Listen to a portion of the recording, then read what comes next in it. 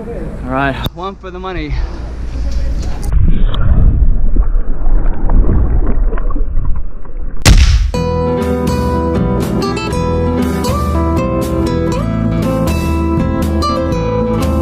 Bon dia amigos and amigas, and this morning we are at the Tulum Ruins. Now I know yesterday I flew Mav over this place, which is why I was kind of feeling a little bit lazy this morning to check it out, but it's always a little bit different when you walk through it yourself and, you know, rather than flying a drone over it. So that's the activity this morning, and then I think later on, if the weather holds up, because it was pissing down rain this morning, we'll go check out a cenote. So let's not waste any more time and let's go inside. My name is Dan and I will be your tour guide. It's in a 50 minutes, 1 hour, and then you will have a free time for take some pictures, to walking around, to explore, okay? All the archaeological sites, they open at 8 o'clock and they close at 4:30. This is the Mayan area. It was Mexico, Guatemala, Belize, Honduras, and El Salvador. 5 different countries. Tulum was built next to the ocean. Okay, they were traders, so that was the principal activity of the Mayans. They used to trade by the ocean and they used to trade by land. Tulum means the wall city. It's in a long wall around the city, around temples. This is only for you have an idea how was Tulum 1,000 years ago. All was painted in red and blue color. Look at the boats and look at the canoes. I'm sorry. Okay. So they were traders long time ago. That was the entrance for the Mayan boats and the Mayan canoes. You can see the ocean right there.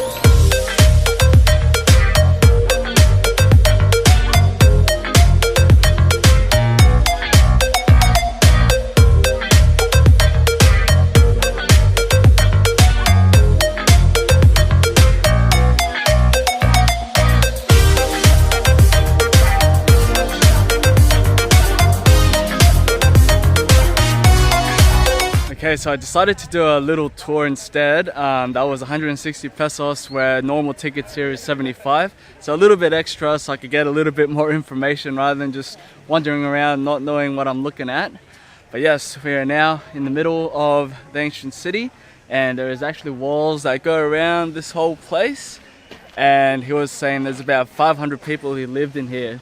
500 people of nobility, so that's the high priests, that's the astronomers, that's mathematicians, and the rest of the population, around 10,000 people, lived on the outside. Now here behind me is probably the most recognized feature here in Tulum. If you look at the Tulum Ruins, then you'll see El Castillo, the castle. So I forgot what he said about the structure behind me, but I've got some really interesting info once we get to the beach and the coast up that way.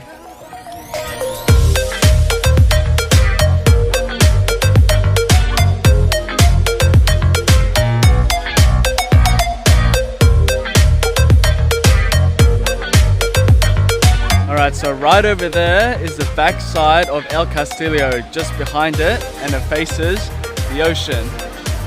Now there's actually a specific reason why they built this city in this location. It's because right behind this El Castillo, there's a reef that goes all the way through here, which is actually the second largest reef in the world, behind the Great Barrier Reef in Australia, obviously. 4,000 k's back at home, and the one here is about 1,000 k's, so quarter the size. But anyway, we digress. So along the reef there is actually a gap there because fresh water comes out from the cenotes from underground, mixes with the salt water of the ocean, and then, you know, like, well, when it goes out into the sea, the corals can't grow, which makes a passageway for boats to come in. So if this coral reef was complete and runs all the way through, you wouldn't be able to get boats in. And that's how the ancient Mayans got through the corals. There's a passage there, bring all the boats in, and that's why they located and built the city here. So obviously if you fancy a bit of a swim, there's a beach down there that you could go chill out on. And I don't know, I'm getting sunburnt being in the sun all morning. I think my face is going really red, but yeah, can't be bothered going for a swim. I'll save it later for the cenotes. Alright, I finally found the spot. So when you look up Tulum Ruins, you also see a postcard kind of photo, and it's going to be right there. This is the spot where they take this kind of beautiful photo right here. Amazing.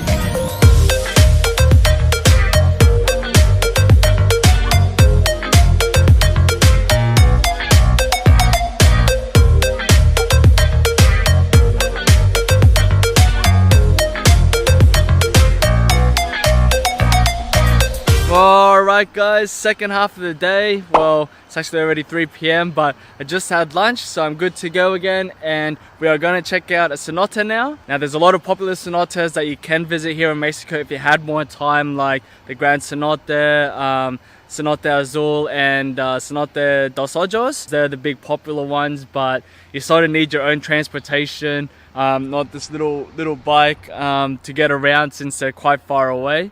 So if you're traveling with a group of friends or have your own vehicle, those are the ones to go to. But this afternoon I'm going to one relatively close by called Cenote Calavera. Yeah, it's gonna take like 30 minutes on this bike, and hopefully the weather holds up. You know, it did piss down early today while I was in the hostel after the ruins. So hopefully the dark clouds stay away, otherwise I am gonna be screwed. But yes, let's not waste any more time and let's get out into town.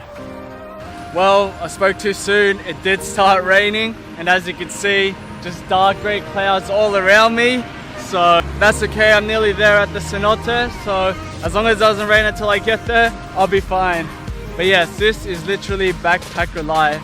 Me on my pansy bike, and everyone else in their cars. I could have just gotten a taxi to get here, but nope, gotta make it hard for myself.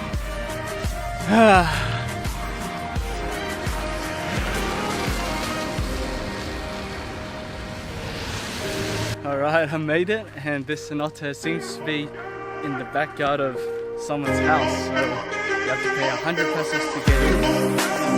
Yeah, just walking the street, I think just ahead of me. Right.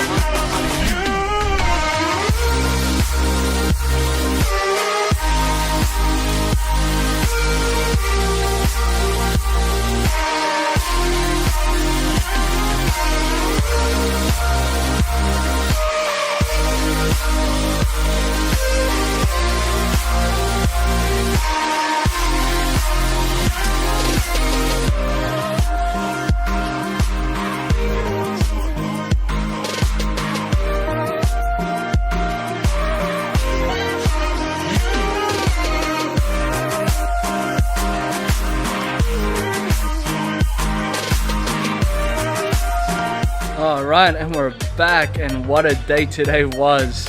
Really glad I got in the cenote. Like seriously, when I got there, I was like sitting down for like literally 20 minutes. I wasn't gonna go in, and then the guy goes in and goes, oh, 5 minutes left. I'm like, oh fuck, it's 5 minutes, it's now or never. And I've been really wanting to do my backflips again, and I haven't done a backflip for nearly a whole year now, since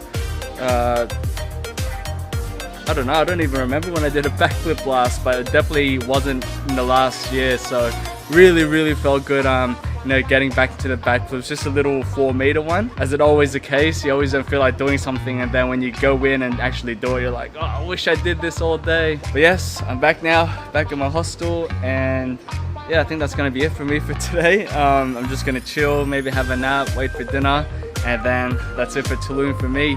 Tomorrow we head back to Cancun for the day, and the next day we fly back to Mexico City and then back home. And just to show you guys, this is where I'm staying, and on the right side here are the ruins, and this is where I bike ride all the way down that street and here to the cenote, the Temple of Doom. Don't know why it's called that. But as always, it was fun exploring Tulum with you guys, and I'll catch you guys heading to Cancun tomorrow.